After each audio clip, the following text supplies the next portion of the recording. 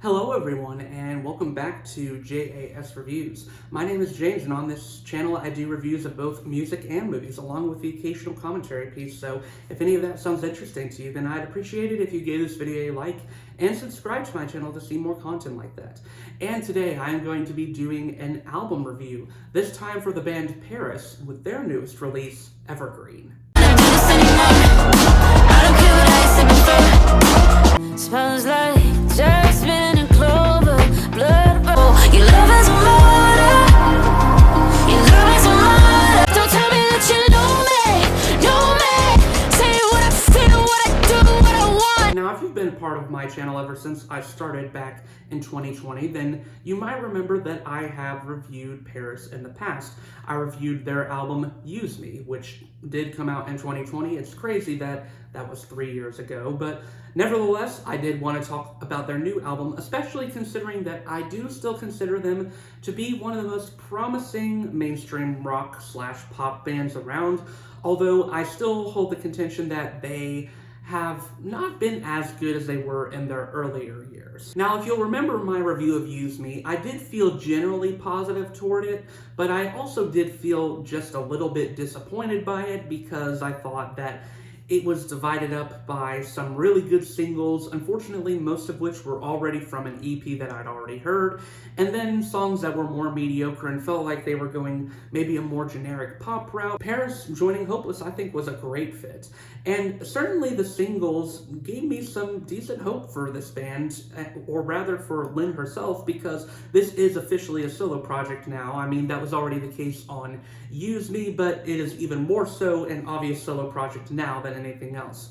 I really liked the single Good Enemy. I thought that one was a really fun track with some pretty energetic guitar work, and it was very promising to me to hear guitar again because that was something that I felt was missing a little bit on Use Me, and them going for a more upbeat sound was also a pretty cool style change that I liked.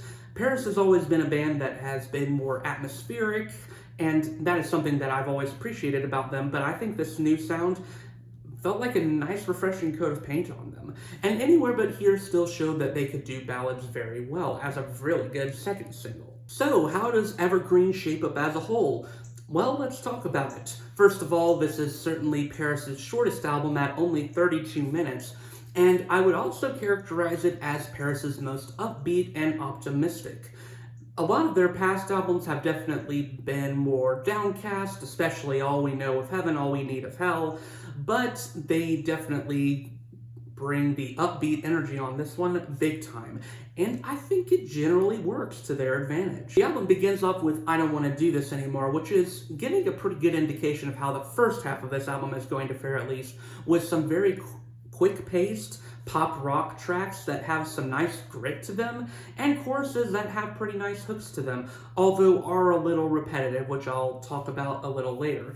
But I really like this song, and it sort of gives you an idea of what Lynn Gunn's state of mind is, and sort of the interesting progression of this album, because at the beginning, she definitely sounds a little more world-weary and bitter, but she gets more optimistic as the album goes on. In this one, I will say that I think the repetition generally works because it reflects her state of mind, and reflects her main point, that she is stressed by all the stuff going on in the world, all the negativity, the post-COVID pandemic ramifications, everything like that, and she just doesn't want to deal with it anymore. I think the urgency of the music speaks for itself, as well as Lynn actually letting her vocals get a bit more intense on this song.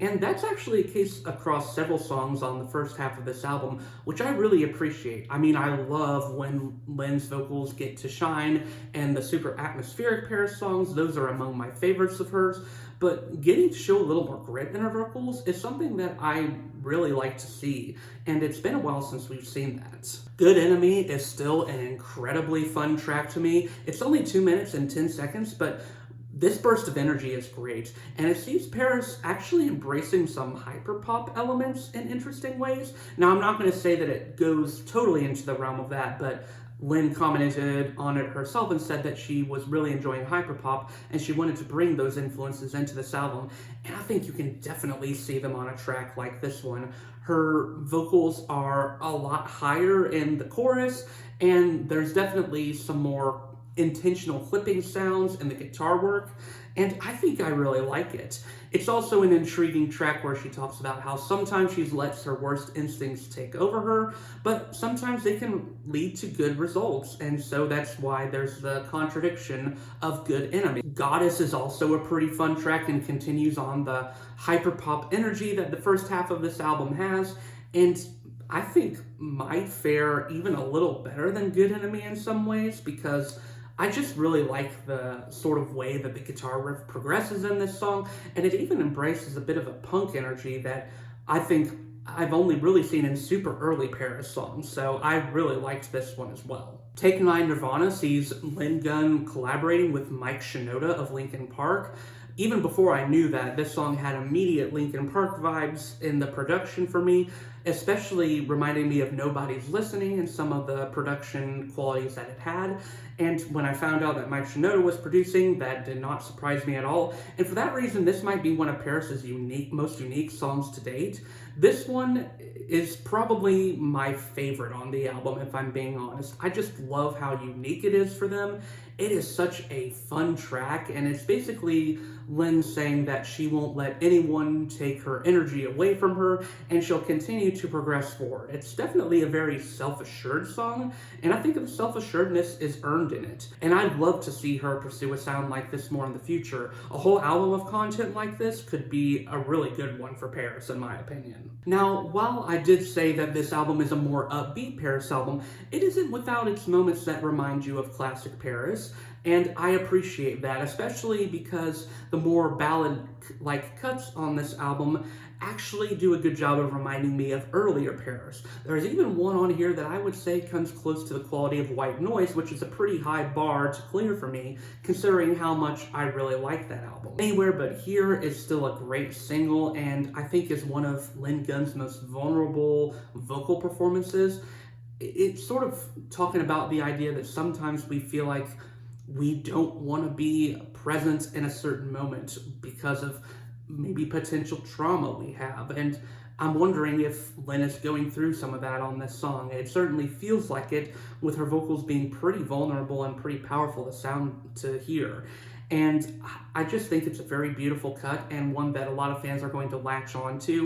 Even more so is the song Loviza, which is really interesting for PVRIS. This is one that I would say sort of reinvents them as a ballad band, because they've never really made a ballad song like this before. Now, make no mistake, they've made love songs before, but generally their love songs have been more about breakups, with the exception of something like Same Soul or St. Patrick.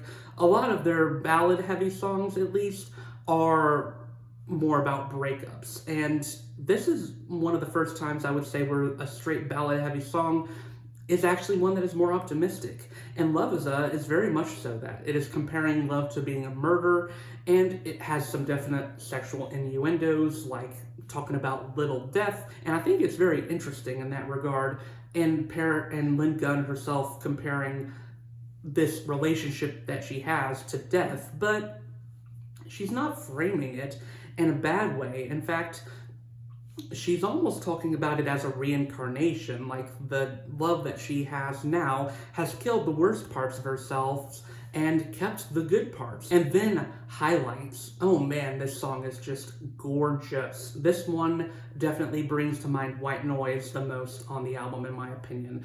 It is beautiful. The vocal layering is excellent on this track, and I just think that this one really delves into the atmosphere, which is something that I've been desperately missing from PVRIS, that sense of just overwhelming atmosphere and the feeling that you're entering into a different world. This song has that in spades, and I think it works beautifully for that reason. Now, there are a couple of songs that don't work on here, as well as a couple of general critiques that I have for the album. Let's talk about the general critiques first. The first general critique that I do have is that, and I alluded to this earlier, the choruses of this album are a little bit repetitive. Now, it's not like PVRIS hasn't suffered from this problem before, but I think it might be the most noticeable here, where they really only rely a lot of times on the titles of the songs in some places.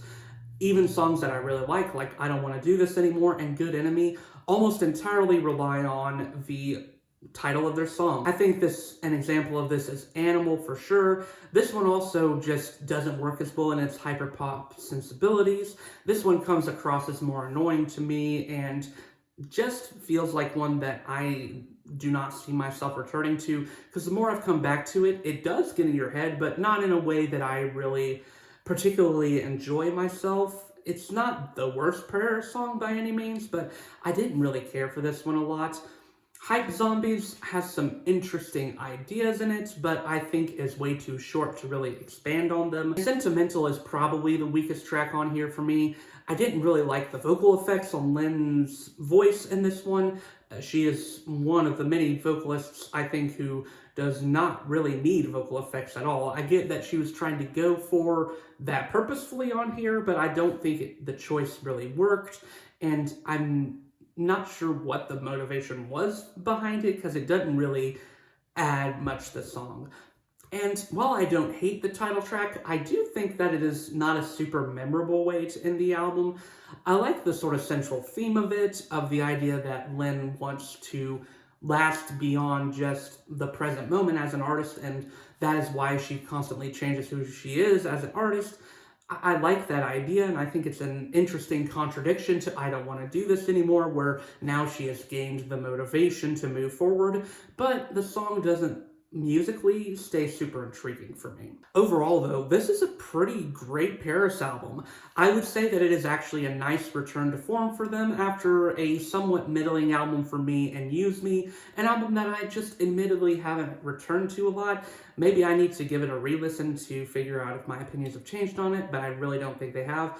But I do think that this album, as of right now, is better than it. I'm not going to definitively say that it is, but it could be recency bias for sure, but I do generally think that I had a more enjoyable time with it. While I still don't think they have really matched the heights of White Noise or All We Know of Heaven, I do think that this album is still pretty good in its own right and sees a nice evolution for the band that I really enjoy, and I see myself returning to pretty good amount of this album a lot this year, because there is a really good catchiness to this album and a lot of nice hooks, and the pop combined with rock sensibilities is nice. It's nice to see the return of more intense guitar work, but still see them embracing the old PVRIS sound at the same time, though it maybe doesn't always work as well as it did in earlier years. Overall, I'm going to give this album a solid 3.5 out of 5 stars with a recommendation. I think PVRIS fans, as far as I can tell, have been very open to their changes in sound,